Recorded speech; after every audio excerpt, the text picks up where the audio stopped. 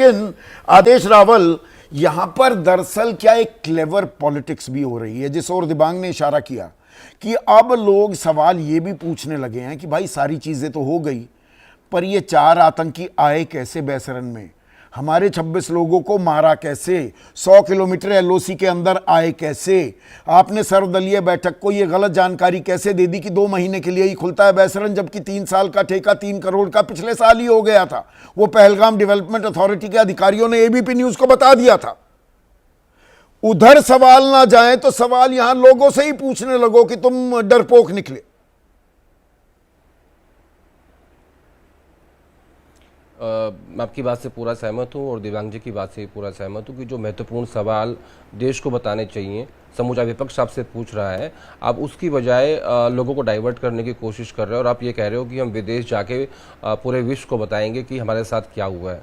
मुझे लगता है कि सरकार को पहले समूचे विपक्ष को बैठ के बताना चाहिए था कि देखिए ये बात है, सच्चाई ये है, भले ही बंद कमरे में बताते, क्योंकि ये बातें बाहर करने की नहीं होती। इस बात को मैं समझता हूँ कि मामला नेशनल सिक्योरिटी का है, लेकिन अब जब तक ट्रंप साहब ने सीज फायर का घोषणा नहीं की, उसके बाद से विपक्ष ने सवाल पूछने शुरू किए। सबसे पहला सवाल ये था कि बताइए कि वहाँ ये आतंकी आए कैसे। दूसरा सवाल ये था कि भाई जो जयशंकर का बयान है वो उसमें काफ़ी सवाल छुपे हुए हैं कि आपने क्यों इन्फॉर्म किया पाकिस्तान को, उससे डिप्लोमेटिक फेलियर की वजह से हमारी सेना का नुकसान हुआ। और तीसरा सवाल ये है कि क्या हमारे प्लेन गिरे हैं, इस बात को लेके भी कई सारे सवाल हैं। तो इस बात को सिरे से खारिज क्यों नहीं कर देते, और अगर नहीं कर सकते तो ऑल पार्टी की बैठक बुला के एक बंद कमरे में ब्रीफ कर दीजिए, सच्चाई ये है लेकिन ये बात बाहर नहीं जाएगी, तो फिर विपक्ष आपसे सवाल नहीं पूछेगा और फिर देश की एकता नजर आएगी। सबसे महत्वपूर्ण बात यह भी है कि आप जब अपने लोगों में भरोसा जिता पा रहे हो, और संदीप जी मुझे ऐसा लगता है कि जो जिन जांगड़ा साहब की आप बात कर रहे हो और शुक्ला जी कह रहे थे कि ये पिछड़ी जाति से आते हैं, इनका एक मैसेज है, ये है, मैं हरियाणा से आता हूँ, मैंने पहली बार इनका नाम सुना है, जबकि हमारा ये काम है कि हम राजनेताओं से मिलते हैं। ठीक है, अब इन्होंने कहा कि भाई गोली क्यों नहीं चलाने सीखी आपने, आप इनको पहलगाम अकेले भेज दो विदाउट सिक्योरिटी, जाने से मना कर देंगे।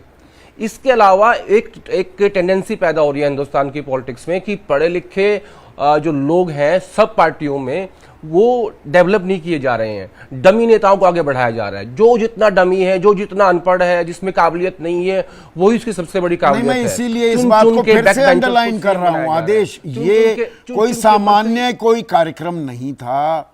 ये शख्स बीजेपी के कार्यकर्ताओं को संबोधित कर रहा था। उसमें पहली बात तो इतिहास की जानकारी इनको है नहीं, क्योंकि इतिहास में कुछ किया नहीं तो क्या जानकारी रखेंगे, खाक जानकारी रखेंगे। पर ये बीजेपी कार्यकर्ताओं को संबोधित कर रहे थे, इस बात को क्या इग्नोर कर दें? नहीं, इग्नोर बिल्कुल मत कीजिए। मैं फिर से कह रहा हूं, इनकी नाकाबिलियत ही इनकी सबसे बड़ी काबिलियत है। एड्रेस कर रहे थे, लेकिन आप लोग ना बीजेपी से बहुत उम्मीदें कर रहे हो कि वो पार्टी के रूप एक्शन लेगी।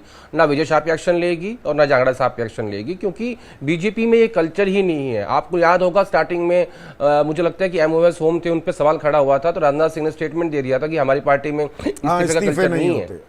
और आप देख लेना कुछ नहीं होगा इन चीजों में, हमारे यहाँ इस्तीफे नहीं होते, आप देख लेना यही होगा। और कहां से हटाएंगे, राज्यसभा से बर्खास्त कर देंगे क्या?